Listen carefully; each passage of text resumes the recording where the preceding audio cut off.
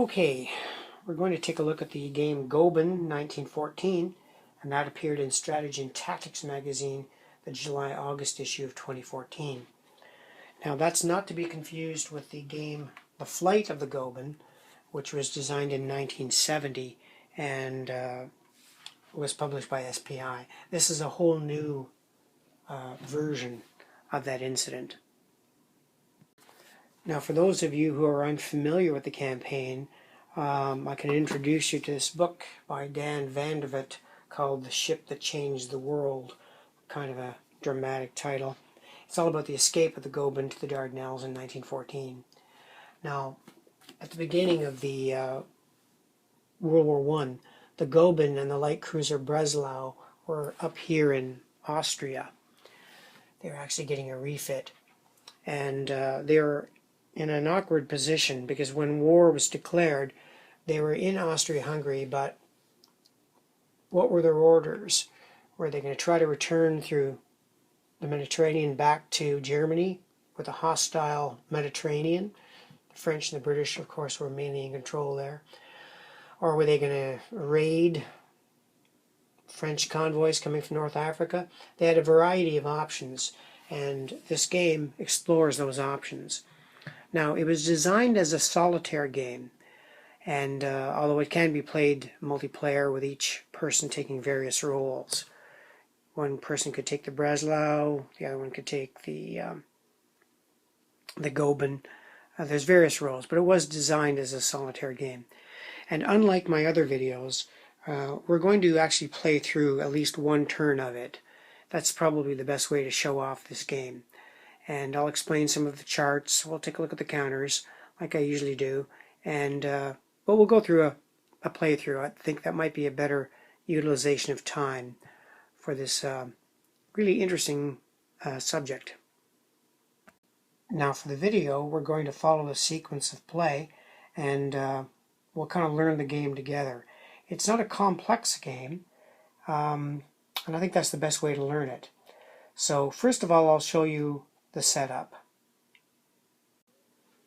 Now when you first set up the game, you take a bunch of these incident markers and place several in each of the points designated on the board. And you do not know what is on the other side of these incident markers. They could be British ships, they could be French ships, they could be just awkward situations. You will have no idea. And as you can see, these are set up all over the board. Now you also set up on the board these coastal defenses at various ports. For example, Alexandria, Port Said, Bizerte, Philippeville, and of course Gibraltar. Again, you won't know if those coastal defenses are bogus, whether they're heavy or light. You'll be in ignorance as to that until you encounter them. The other thing you do is you pick up your orders for the scenario. There's a bunch of chits, and you randomly draw one of these. And in this case, okay, we've got the chit Atlantic Breakout. So you put this in the orders box, and that's what our mission is going to be. The Goeben and the Breslau have been ordered to break out into the Atlantic. Now it's kind of fortunate that we picked that one, because that'll probably show us the most action. At the beginning of the game, the Breslau and the Goeben start here at Messina, Italy. Now I know historically they started here in Austro-Hungary, but they made their way to the Straits of Messina right away. This will give them more options. Perhaps it's then that they got orders from Germany. I'm not sure. I'd have to reread the campaign again. Now the other thing you do, this is kind of neat too in the game. You set up all the track markers here for the Goeben and the Breslau. So you set the leadership here. It starts in leadership box 4. The primary guns start in box 5. Secondary guns start in box 4. Tertiary guns in box 3. And that's your damage for the engines. You put that at the top box. Now another thing I really liked about the game was you outfit the ship first, and this is voluntary. The outfitting points you get are equal to double the leadership. So the leadership is 4, so you get 8 outfit points to outfit the ship the way you want to. And you consult the cargo chart, paying the costs, to get these chits, which are then put in the hold of the ship. Now I chose to use better damage control, have a reserve crew, have a camera crew on board, have searchlight and search options, and I wanted a targeting calculator. That's what's on board the Goeben. I also mentioned too that the hull shows you how many hull hits you can take. There's your ammunition supply. There's the torpedoes that the Goeben has, and that's the amount of coal she has. Now the Breslau has the same sort of options, and for her I chose damage control, reserve crew, targeting calculator, and searchlight. And those are the various options for the Breslau. And now I should point out that the Breslau is a light cruiser, while the S.M.S. Goeben was a battle cruiser. Like I said, they start off at the Straits of Messina. So that's the way the game starts. We have our orders to break out into the Atlantic. We're at the Straits of Messina, and we have an unknown and alien ocean before us. So let's follow the sequence of play and see how this goes. Okay, the first phase or pulse of the sequence of play is the outfitting and repairing phase, which we've already done. We've outfitted the ship. And the next phase is the intelligence phase. And here you consult a chart, which I've already done, and you take your leadership value.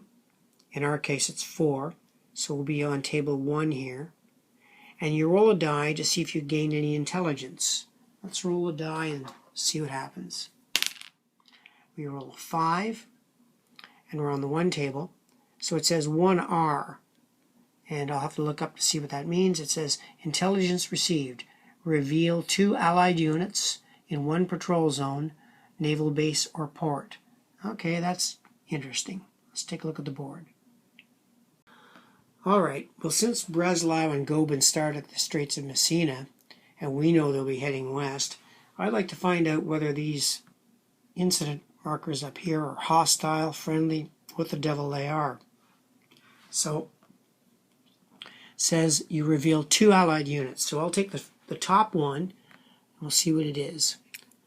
And it turns out to be a flotilla, a French flotilla. Interesting. Destroyer flotilla. And the second one is also a destroyer flotilla. So we put the 2 flotillas back, I assume. I'll have to check the rule on that. After they're revealed, do they stay there or are they taken away? I'll check the rules. Unfortunately, the rules are very vague on that. It just says consult the table and do what it says. So that's what we're going to do what it says. We've revealed the 2 markers, and that's it. Okay, well, the next phase is the movement phase. So we're going to be moving the Breslau and the Goeben, and for now I will keep them together. Now, there's all kinds of rules I won't be mentioning in the video, but in this case I'll mention one. If the Goeben and the Breslau move at cruise speed, they do not consume any coal. So that's what I'm going to do. I'm going to move them at cruise speed, and let's see what that speed is. Okay, looking on the engine chart here, the cruise speed for Goeben seems to be 3, well, it can be 1, 2, 3, or 4. And the cruise speed for the Breslau is what? It's also 1, 2, 3, or 4. So they can cruise together at speed 4 if they wish. So, got some decisions here. Let me look at the board and we'll see what we're going to do. Well, we know that there's 2 squadrons of French troops or ships there. Actually, I misspoke. It's a destroyer squadron and a cruiser squadron. So the Goeben will certainly want to avoid them. So I'm going to take a chance and we'll go 1, 2, 3, 4 and land on this incident marker. 1, 2, 3, 4. Now let's find out what happens when we land on an incident marker. I'm sure there must be a reveal procedure for it. Okay, the rules are quite clear on that. Whenever the Goeben or the Breslau enter any space with an incident marker, they must halt their movement and flip the marker. They also must stop when they enter a port or base. So let's reveal the marker and see what we've got. And we've got a French heavy cruiser squadron. Aha! Let's find out what happens now. Okay, part of the instruction says that we must draw another incident marker because the Allied alert level is at 1. So we have to draw one incident marker, and you're supposed to put them in a cup or so. I just spread them out here. I have no idea which ones are which, so I'll just pick one, and we'll put it back in the patrol zone there. Now we have to find out the rules to see what happens when we've possibly met a French squadron. Okay, as I suspected, it tells us to go to section 14, which is naval combat, and so we'll follow that procedure. Now, lest any of you are horrified about highlighting rules and stuff, I always make copies of the rules. So this is a copy, not the original. I hate to damage the original ones. So it says we go to battle deployment procedure, and I'll set that up and film it, and let's see how it goes. Note also that they give you a little wee naval battle marker so you can mark the square when you remove the ships to the battle procedure. Let's see what that procedure is all about. Okay, the procedure says that we take the ships and put them in the long range area of their respective sides. So we've got Breslau and Goeben in the long range box, and we've put the heavy cruiser Naval in the long range box. What do we do next? Alright, there's a contact procedure, and what I'm supposed to do is add the leadership of one engaged ship. I'll pick the Goeben. Leadership value is 4, plus the value of any gear or crew that increases the leadership value. I'll have to look that up, plus the cruise speed. So the cruise speed is 4, I think we were going, yeah, 4, plus the leadership value is 4, so I'm virtually at an 8, plus I'll have to look up those modifiers. Now for the Allied, they say you take the speed of the ship, which is 4. They don't have any crew, plus the cruise speed. Their cruise speed is 4. So I've got matching 8s. I've just got to find out the advantage of those things I put on the board. The camera crew and reserve crew, see if they make a difference. Well, I can't find any rule that increases the leadership value for the Germans, so I believe their contact number is 8, and the Allies appears to be 5. So I'm not sure how this chart works. It says consult the contact chart. Let me figure it out, and then we'll see how it goes. Okay, now I see the modifiers. They're actually on the table. So, okay, so we take the leadership of a German ship, which is 4, plus the speed, which is 4, 8. I do have optics on that one, so that's 10. You have at least 2 German ships in the space. Don't have wireless, though. Okay, so I see that the German number is 10. And the Allies have, the alert level is 1, fastest ship is 4, that's 5, and it's taking place in a naval patrol zone. So 10 and what? The Allied alert level is 1, 5, so it should be 4. So we've got a difference of what? 6? I don't know. Okay, I think I've got a methodology for remembering the numbers, because I'm not very good at remembering numbers. Anyway, the Germans in effect have a 10, and the Allies have a 4. So 10 minus 4 is 6, which means what? You roll the dice, then what? Add 6? Yeah, I guess. Okay, so we'll roll 1 die. That doesn't make much sense, though. Anyway, I'll roll the die. 2 plus 6 is 8, so we're up here. It says GC2, which means Germans get the first salvo. Okay, I'm not even sure here about escaping. What if you don't want to fight? Anyway, we'll go to first salvo and fight it out. Okay, looking at the rules here about contact, there was almost no chance there wasn't going to be contact. So I'm not sure if I did that right. Anyway, irregardless, we did have a contact, and we've got the first round of the naval battle. So we have to fight off, do one round, and let's see what happens. Okay, well, as usual, the rules are rather vague. Just says each side fires its primary guns. Okay. Wish I knew what that meant, since there's no explanation. Now the primary guns here are at 6. Now I think that just means that's how much punishment they can take. But the tables just say firing tables, and you just roll a die. There's no modifiers that I can see. So, okay, the Goeben will fire. It rolls a 5, which is a miss. The Breslau will fire. That's a 5, which is a miss. And then we'll have the French ship, the Naval cruiser, fire. And it rolls a 5, which is also a miss. So, that's that.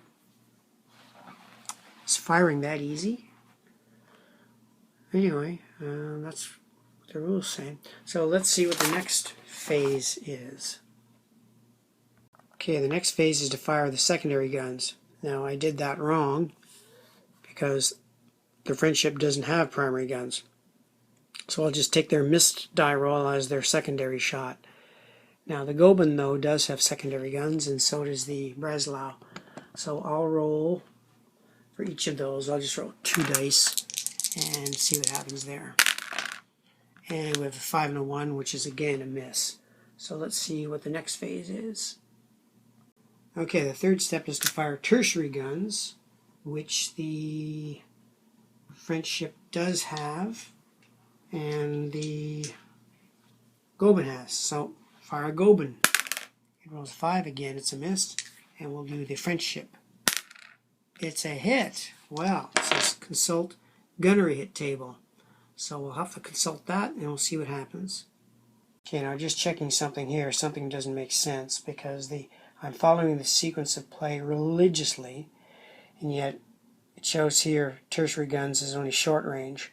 That's even for the Allied. So something doesn't make sense. They left something in the sequence of play out, which doesn't surprise me in the least. Let me just check it out. Okay, well, something is definitely missing because I've just gone through the sequence of play very carefully, and there's not any reference at all as to range. You're supposed to fire the tertiary guns, well, the primary, secondary, tertiary, then you fire torpedoes. Then the combat procedure ends. So I'm at a loss as to where to proceed here. So I'll have to look up the rules here and go from there. I'm not too impressed with the sequence of play, though, for naval combat. It should be more detailed than that. But then, I don't know, it sort of reinforces my views of magazine games in general. They're always stuff missing. Anyway, that may be the end of the video, as far as I'm concerned. But let's, I'll check the rules and see what happens. Okay, as I suspected, there's a whole different set of modifiers here for firepower rating when you're firing. And they talk about gunfire again, just primary, secondary, and tertiary. There's not, I don't see anything that says you close the range or anything. So, I don't know. There's a break-off procedure, which I will follow, because I don't think the Breslau and the Goeben should be engaged in naval battles anyway. Their whole objective is to escape. So I'll try this break-off procedure, and maybe we'll go from there. Okay, according to the rules, if the Germans had the first salvo, which they did, they can automatically break off. So that's what I will do. I'll break off the combat, and we'll put the Goeben and Breslau back on here, and I guess the Naval stays there too. I don't know. And we'll go from there. Now I don't even know if I'm going to continue the video. I'm a little irked at the fact that the combat procedure is already messed up, and I'm not sure if there's any point going on until we get those combat rules cleared up. But yeah, maybe I'll wrap up the video anyway. So don't know what to say. I do like the game. It certainly has potential, but I've got to get a handle on the rules first. And I don't know if that's my fault or whether that's just the way the rules are written. Like I said, there's only about 10 pages of rules. There's not that much to them.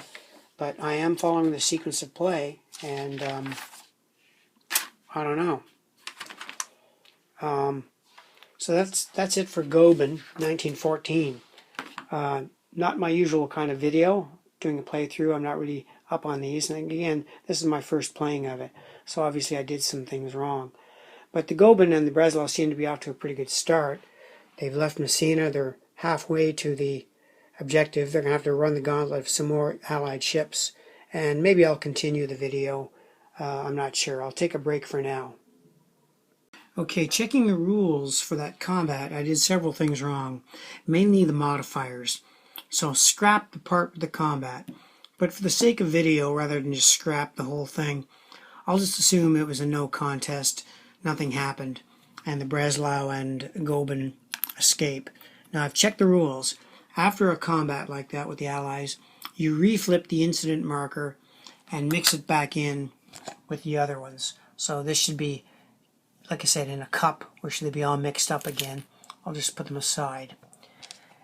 And when you break off as the German player, you then go to any adjacent sea zone that's vacant. So since we want to continue west, we'll have the Goeben and Breslau continue west to there. And that will end the combat. So we'll go to the next phase and see what happens. Now, like I said, it's a learning game. I'm just learning this thing. And while I learn it, you can get an idea of what the pieces are all about. Now, one of the things you could do, if it was part of your mission, would be to attack one of these coastal defenses and try to bombard the city. Or if you had Marines on board, you could actually try and capture the city, if that was your mandate. But our mission was to break out into the Atlantic, so I'll continue in the spirit of that. But you can see that depending on the mission, all kinds of different rules will come into play. Let's see what comes in next. Now, if we were doing commerce raiding, we would do that next. Then you'd have shore bombardment. And if we were in our objective phase, you'd check to see if you've won the game. So the way I see it, I've completed one single turn. So for the purpose of the video, I'll do another turn, and we'll see how that goes. Okay, since we are not rearming or refueling the Goeben, we will do the intelligence table again. And I believe we're on... Yeah, we're on the +1 table here. We'll roll one die and see if we gain any intelligence. We've rolled a 6, and it says JE, which means jam enemy transmissions. Lower the Allied alert level by 1, but never less than 1. Well, it's already at 1, so we didn't gain much from the Allied alert or the intelligence. What's the next phase? Well, the next phase is the movement phase, and since I want to continue my mission to break out into the Atlantic, I'm just going to crash through these incident markers, and we reveal them and see what we've encountered this time. And we've encountered a light cruiser and a destroyer flotilla. So I'll try to get the combat phase right this time, and if I'm going from memory, we start always off at long range. Now, I couldn't find any rules at all that describes how you go from long range to short range. So maybe I'm just taking this literally wrong. You actually don't move them anyway. When you fire the medium range guns, you just move the counters there, which kind of makes this little table, I'm not sure what it's used for. Anyway, let's follow the combat phase, and hopefully we'll do it correctly this time. As per the combat procedure, we've marked the naval battle hex. And we've placed the two French vessels, the Gurion and the Flotilla II, and Goeben and Breslau in the long-range firebox. If I remember correctly, you do all primary firing first. That is correct. The primary gunfire is done first, and since Flotilla II and Gurion do not have primary guns, Goeben and Breslau will fire. I'll have the Goeben fire on the Flotilla II, and the Breslau will fire on the Gurion. Actually, I'll reverse that. We'll have Goeben fire on Gurion and Breslau on Flotilla II. Now, this time I'll check the modifiers, and we'll see what's supposed to happen. A couple of other little glitches, which I'm always finding with the S&T magazine games. It says step 1. Okay, we're trying to do the German firing solution. It says firepower rating for the firing gun type. Well, that's really nice. Where do I find the firing gun type? I don't see it anywhere on the board, and I don't see it in the rules. So I'll have to find that. Waste more time. So this is getting to be a little frustrating, which I can't say I like. Let me see if I can find where that is. Okay, well, I can't find anywhere in the rules that has anything to do with the gun value. I'm wondering if they mean the you just add the 5 because the Goeben has primary guns of 5 and secondary guns of 4 and tertiary guns of 3. Maybe that's what they mean. I have no idea. Would have been nice if they had mentioned that, which they don't. We will be able to subtract the armor value of the ship, which is on the Allied ships, happens to be a value of 2. So you're doing all these calculations to get a number of dice. So I'll just throw a number of dice that I think is correct. If anyone knows where you find the gun type, send me an email or post it, let me know. I can check the errata again, but anyway, we'll roll some dice and see what we get. Okay, I worked it out so that the Goeben gets 3, 4, 5, 6, 7 dice, but they're supposed to take 2 dice off for the armor value of the target ship. So I hope I've done that right. Well, I know I have not done it right because I have no idea where the gun value is. But anyway, the Goeben will be firing 5 dice on the firing table, and let's see what they get. That's 5 dice, and there are no 6s, so there's no hits by Goeben. Let's work out the Breslau's dice. Okay, the Breslau's fire worked out to 6 dice, but they had to take 1 off for the destroyer's armor value. So they're in effect they're rolling 5 dice, and let's see what they get. No 6s again, so there's no hits at primary range. Okay, the procedure says that you just next fire your secondary guns. So the rules don't say you do this, but I guess that's what you do. You move the ships into the medium range, and the Allies you would do the same, because the Gurion has secondary guns. The flotilla will not be firing. So the Goeben and Breslau will fire, and then Gurion will fire. I think the modifiers will be the same, but I'll check them. Well, I'm guessing then that the caliber of the gun means it's the number of dice you roll, but since we've started the combat one way, I won't change it now. So we'll give 4 dice for the leadership value of the Goeben. You get another dice because you've got a reserve crew, and another dice because you've got the superior optics, which gives them 6 dice. And the Gurion still has the armor of 2, so you take off 2 dice. Something doesn't sound right. Did I miss a modifier? Reserve crew, leadership value, target calculator. No. Anyway, we'll roll 4 dice and see what happens with the Goeben's secondary gunfire. No 6s, so that's that. And we'll try Breslau. Breslau has 4 dice. They've got a reserve crew. They've got the target, so it looks like they get 6 dice. It's a little odd. And they take 1 dice off because they're firing at the destroyers, which only has an armor value of 1. Let's roll and see what they get. There is a 6 there. Okay, so it says consult gunnery table, which we will do so. Now we roll again to see what happens. They rolled a 2. Major gunnery damage, lose 2 from each type of gun. Okay, now, I have no idea how to show that on the destroyer flotilla, since it didn't even have secondary guns. So let me check out the rule again. Well, as usual, it doesn't say, so we'll have to assume it doesn't mean a thing. So that means the Jurian will be firing back, and she's got secondary guns of 1. So we're going to look up at the Allied procedure to see how they really fire. Okay, the Allies have a firing priority because they engage by class. Now, the only one that can fire is the Julian, which is a light cruiser. And if you check this light cruiser chart, the priority is destroyers, then CLs. So she will not be firing on Goeben. She'll actually be firing on Breslau. Now, let's just see how many dice she gets. Okay, well, the Allied firing rules have the same problems as the Germans. Why did I know that in advance? The firepower rating for the firing gun type. Great. Still haven't been able to find that anywhere in the rules. So I'm assuming that that's the number that's on the ship.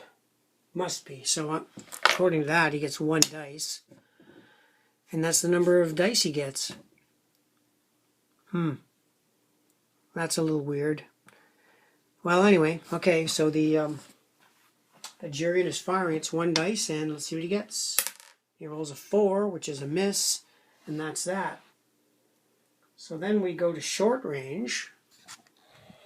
According to the rules, short range, which means tertiary guns can fire. The Goeben and the Breslau will fire their tertiary guns first, and let's see what they get. Now, I'll edit this out of the video to shorten things up. I'll just do the final die roll results at tertiary range. Okay, this time around, the Goeben got lucky and got 3 hits on the French light cruiser. So we're going to roll three dice here for the gunner hit table, see what they did. Okay, we've got a 2, 3, and 4. Okay, a 2 does major gunnery damage, lose 2 from each type of gun. From each type of gun. Okay, that knocks them all out the way I see it. 3, hull damage, lose 1 engine. And the 4, engine damage. Oh no, we'll lose 1 hull and lose 1 engine. So they completely messed up the Jurian. Now I'll have to see what that means in game terms, how we mark that. Okay, the effects of the gunnery combat are right on the chart here, and it's pretty ugly. No effect per se for the hull damage. Major gunnery damage. All succeeding fires halved, round up. Second hit reduces guns to 0. And the other one, engine damage. Ship may make torpedo attacks. Ship speed reduced to 1. Second hit reduces speed to 0. So the French light cruiser there is pretty messed up. She gets to fire back. Let's see what she does. Okay, Breslau ended up getting 1 hit on the destroyer flotilla. Roll again, and that means it's bridge damage. Roll a second die, and on an odd, lose 1 leadership. On an even, no effect. 4, no effect. I'm not sure what that would have meant for leadership against an Allied vessel, since they don't have leaders. Anyway, that's the end of the combat. Then you have to close to torpedo combat. And then go from there. Well, alright, let's try torpedo combat. While I think of it, in that last battle we played, I was to take off 1 ammunition point from the Goeben and the Breslau because they were engaged in a battle. And since we're engaged again, I might as well knock it down another notch. Now they're going to fire torpedoes, so I'll take a notch off them and we'll see what the torpedoes do to the Jurian. Okay, the Goeben's torpedoes didn't have any effect on the Jurian, but the Flotilla 2 got an engine damage. Ship may not make torpedo attacks, big deal.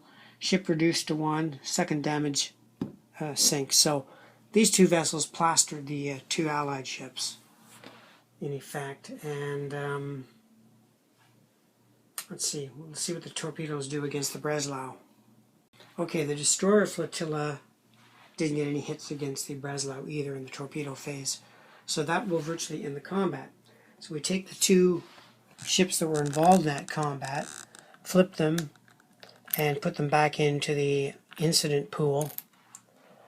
Put the Goeben and Breslau back on the board where the battle occurred. And they get to go one square away. So they'll go there, and that ends the battle. So that's kind of 2 turns of where the game's going, and I think I'll wrap up the video there. I don't know if this is representative of the way the game plays or not, and it'd be very unfair for me to rate the game without having played it properly too. I got a couple of rules wrong, but I am a little concerned about the way some of the rules are written. Certainly it's unforgivable to not describe what they mean by primary gun factor. Somewhere in the rules, I'm sure it probably says that's the number of dice you roll. I don't recall seeing it. Doesn't mean it isn't there. I'm guessing that's what it means. That just means that there'll be more dice involved, which will give you a higher chance of a hit. So my impressions of the game is actually pretty good. It looks like it might be a fun game. I do like naval games, and I do like the subject. So I'll be giving this game a try. And depending on the mission, if you got a different mission, let's say like instead of the Atlantic breakout, you had to bombard one of these coastal defenses, then escape, or maybe escape to Constantinople, the whole game could change. Plus there are a bunch of optional rules which I did not use. So that's my brief look at Goeben 1914, which appeared in S&T magazine. And that's it for now. Thank you for watching.